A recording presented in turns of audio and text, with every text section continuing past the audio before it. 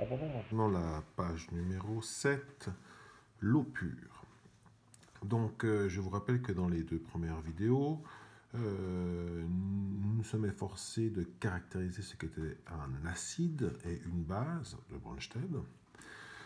Intéressons-nous maintenant au comportement acide et potentiellement au comportement basique de l'eau pure. Donc, nous parlons bien du corps pur eau. Imaginez-vous un volume contenant simplement uniquement cette substance. Alors, j'écris ici une équation acido-basique de l'eau. H2O plus H2O est en équilibre avec OH- plus H3O+. Imaginons que cette molécule d'eau agit comme un acide et cette molécule d'eau agit comme une base. L'acide se transforma, donc cette eau-là se transformera en sa base conjuguée et cette molécule d'eau se transformera en son acide conjugué. Nous décidons d'exprimer la constante d'équilibre, comme nous savons le faire de cette équation-là. K est égal au produit des produits divisé par le produit des concentrations des réactifs. OH- fois H3O+, divisé par H2O au carré. L'eau, elle, a une concentration dans l'eau. C'est-à-dire que vous avez toujours un nombre de molécules, de moles d'eau par litre d'eau. Calculable assez facilement, vous prenez la densité de l'eau, la masse volumique de l'eau, 1000 grammes par litre, vous la multipliez par l'inverse de la masse molaire, 1 sur 18 grammes par mole, vous obtenez, par les dimensionnels, des moles par litre, 55,56 moles par litre. Donc la concentration de l'eau dans l'eau est de 55,56 moles par litre. D'accord? Eh bien,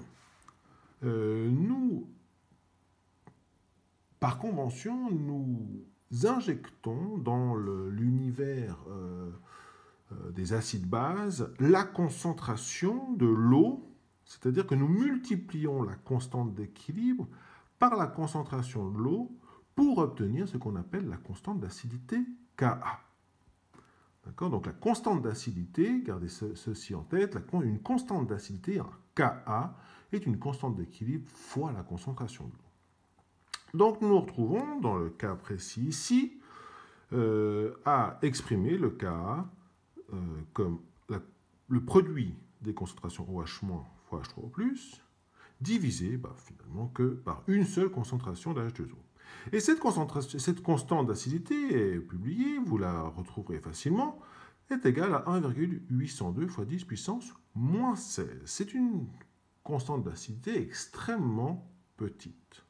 C'est-à-dire que la concentration de H2O, ici, de 55,5, est largement, mais fortement majoritaire par rapport au produit de ces deux concentrations. Par convention encore, nous avons à disposition une autre expression tirée de cette constante d'équilibre qui s'appelle le produit ionique de l'eau, Ke. Le produit ionique de l'eau est lui-même le produit entre la constante d'acidité de l'eau par produit, donc le multiplié par cette concentration-là, par H2O. Et on se retrouve finalement à ce que Ke est égal à la constante d'équilibre fois H2O au carré. Et donc, Ke est égal à OH- fois H3O+. Et cette constante-là, Ke, le produit ionique de l'eau, est de 10 puissance moins 14.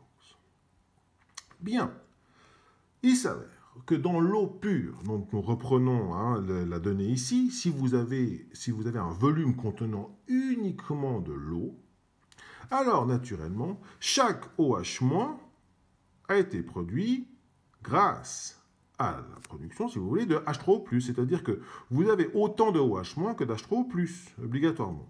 Et donc, dans l'eau pure, vous avez OH- est égal à H3O+. Nous savons que le produit des deux est 10 puissance moins 14.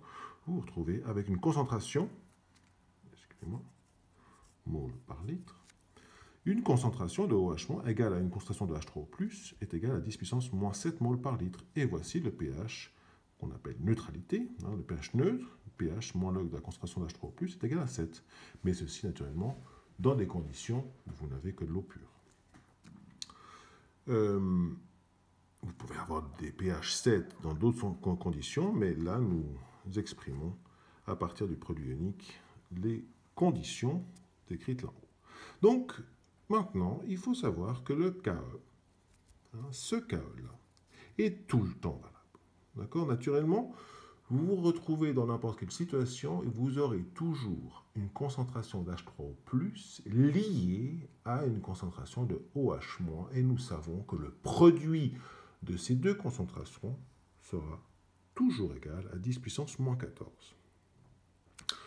Je donne ici un exemple assez rapide, une solution aqueuse, donc milieu aqueux, milieu dont la solution, le solvant est de l'eau, ayant une concentration d'H3O+ de 0,1 mol par litre, ce qui correspondra, nous verrons, à un pH de 1. Nous le savons déjà par le cours précédent. Cette solution-là, ayant une concentration de H3O+ de 0,1 molaire, eh bien, obligatoirement, aura une concentration de OH- de KE divisé par H3O+ est égal à 10 puissance moins 14 divisé par 0, de 10 puissance moins 13 mol par litre. Et ceci correspondra à ce qu'on appelle un pOH de 13. Voici donc, pour finir cette petite vidéo, imaginez toujours qu'un volume d'eau pure contient toujours 10 puissance moins 7 mol par litre d'OH- et 10 puissance moins 7 mol par litre d'H3O+. Donc elle n'est pas véritablement pure, vous n'avez pas que du H2O dedans, vous avez 55,5 mol par litre d'H2O et 10 puissance moins 7 et 10 puissance moins 7 mol par litre d'OH- et H3O+.